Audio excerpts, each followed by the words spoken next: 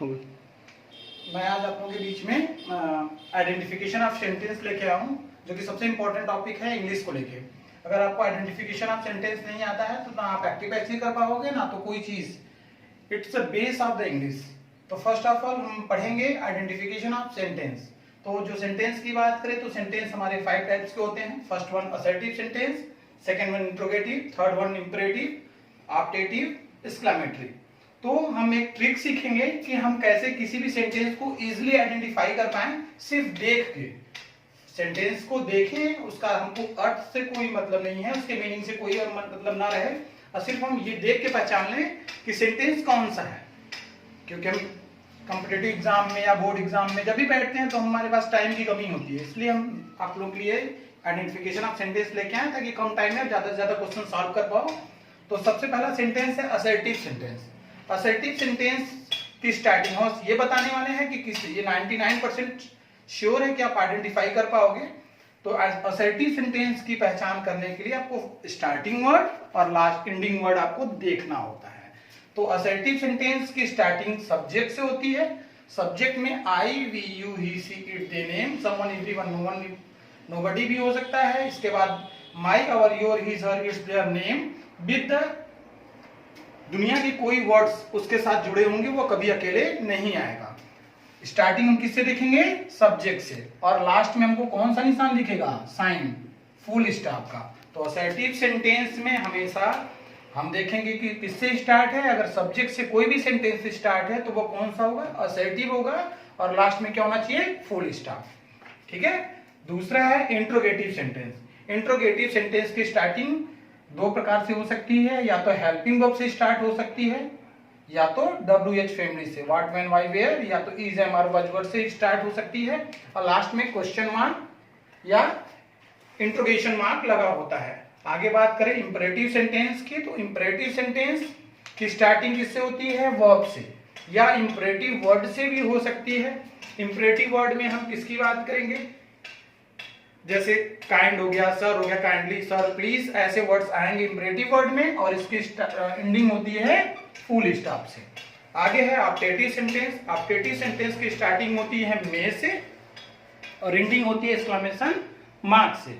अगर किसी सेंटेंस की स्टार्टिंग मे से हो और लास्ट में एक्सक्लेमेशन मार्क हो तो कौन सा सेंटेंस होता है? ऑप्टेटिव सेंटेंस होता है। और एक्सक्लेमेटरी सेंटेंस में इसकी स्टार्टिंग एक्सक्लेमेटरी वर्ड से भी हो सकता है, या तो स्टार्टिंग में ही आपको एक्सक्लेमेशन मार्क कहीं ना कहीं एक्सक्लेमेटरी वर्ड के साथ दिख जाएगा, या तो कभी कभी क्या होता है एक्सक्लेमेशन मार्क लास्ट में होता है और लास्ट में फुल स्टॉप भी आ सकता है जब एक्सक्लेमेटरी वर्ड या एक्सक्लेमेशन मार्क स्टार्टिंग में हो तब।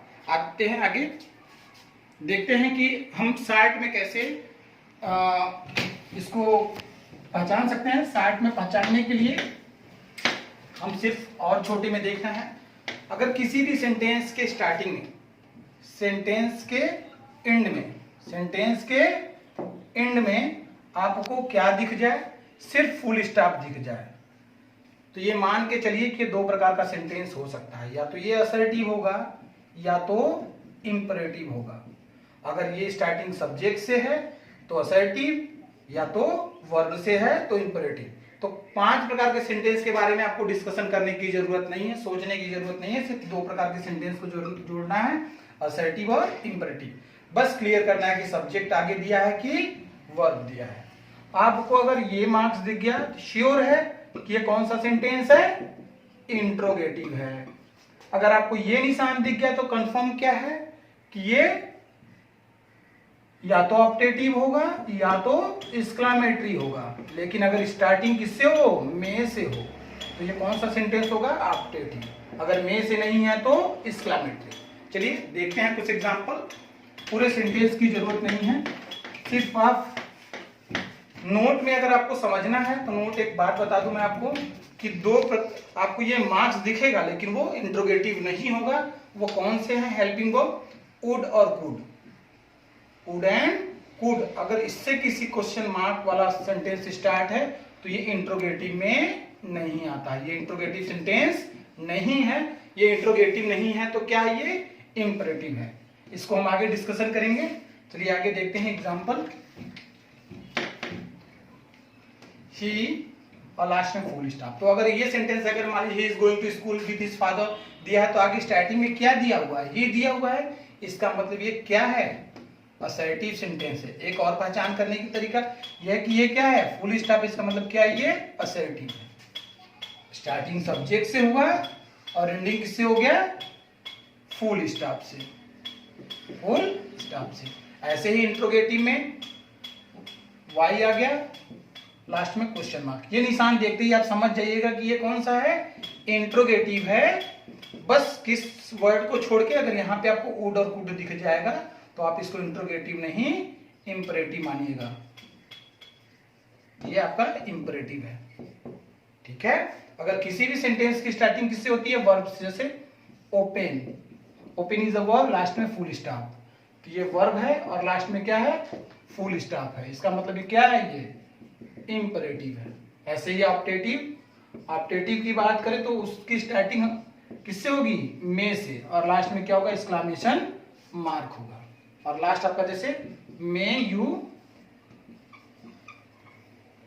लिव लॉन्ग, ये क्या है, मे से स्टार्ट है और लास्ट में क्या है, एक्सक्लेमेशन मार्क, इसका मतलब ये क्या है, ऑप्टेटिव है और लास्ट है एक्सक्लेमेशन मार्क। एक्सक्लेमेशन में alas I am Rheum, I am Rheum. तो देखिए यहाँ पे फुल स्टॉप है लेकिन स्टार्टिंग में क्या है, एक्सक्लेमेटरी वर्ड है और इसके साथ एक्सक्लेमेशन मार्क भी लगा है। तो ये था आपका आइडेंटिफिकेशन ऑफ सेंटेंस, ठीक है। अगर कोई प्रॉब्लम होगी तो नेक्स्ट क्लास में फिर हम एक टॉपिक लेके आएंगे, इसको और अच्छे से समझेंगे। दैट्स